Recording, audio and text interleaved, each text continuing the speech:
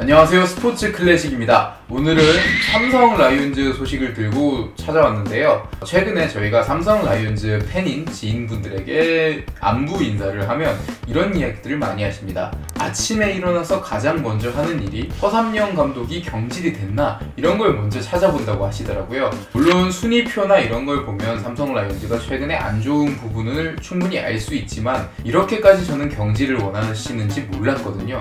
저희 유튜브 댓글에서도 그런 이야기를 하시는 분들이 많았고요. 여론을 파악한 결과 감독에 대한 팬들의 신뢰도는 바닥까지 떨어졌으며 무조건적으로 경질을 원한다, 이런 소리를 하시는 분들이 있을 정도로 허삼영 감독에 대한 여론은 최악으로 치닫고 있습니다. 그렇다면 그 이유는 어디에 있을까요? 스포츠 클래식이 한번 쫓아봤습니다.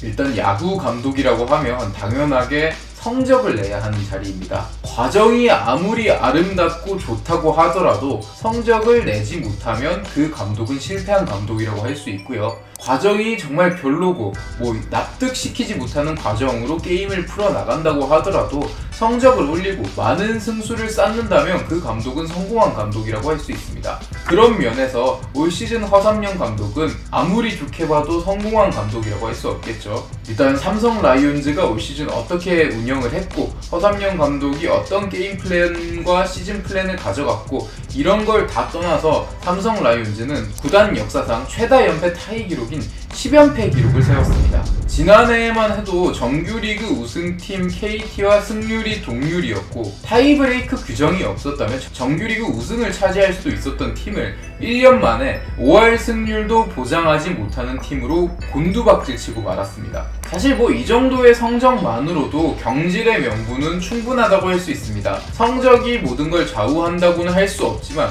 그래도 10연패 이상의 임팩트는 감독을 자르기에 충분하다고 할 수 있는데요. 실제로 2020 시즌에 18연패를 기록한 한용덕 감독이 경질이 됐었죠.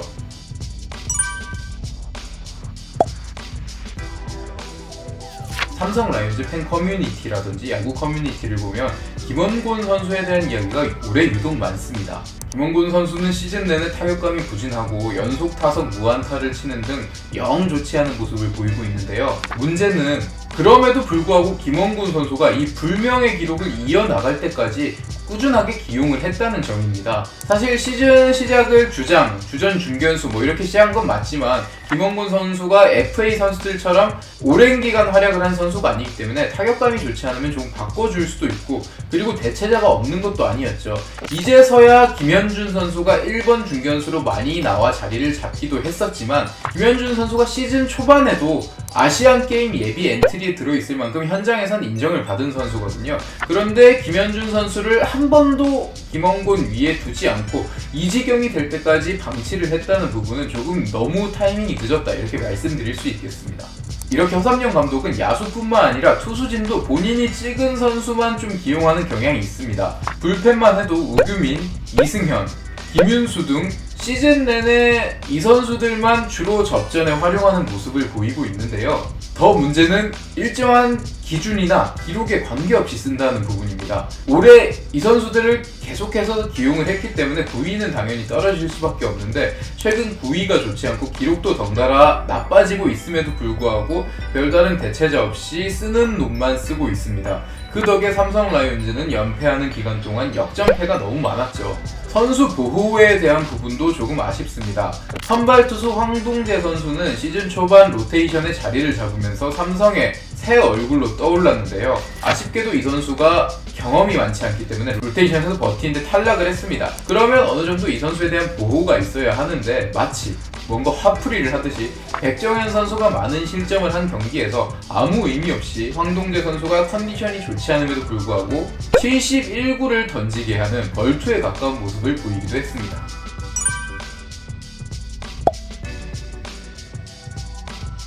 나이를 못 속여서일까요? 오승환 선수의 최근 모습이 좋지 않습니다. 7월 12일 경기에서는 오승환 선수가 배정대, 알포드에게 연속 홈런을 허용하면서 아웃카운트 단 한 개도 잡지 못하고 블론 세이브와 끝내기 패배를 허용하고 말았습니다. 그런데 오승환 선수가 시즌 내내 발목이 조금 좋지 않다는 이야기는 꾸준하게 제기되고 있습니다.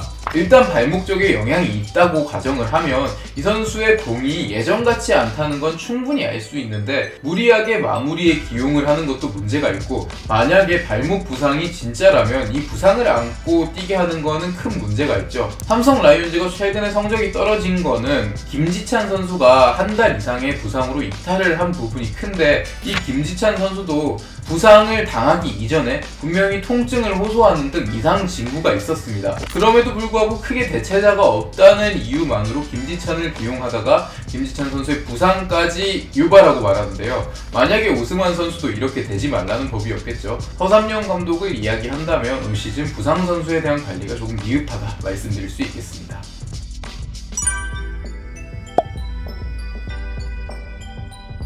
일단 허삼영 감독의 계약이 남은 부분이고, 감독을 경질하고 시즌 중에 새로운 선장을 구한다는 건 쉽지 않은 일입니다. 팀 분위기상으로도 사실은 좋지 않은 부분이거든요.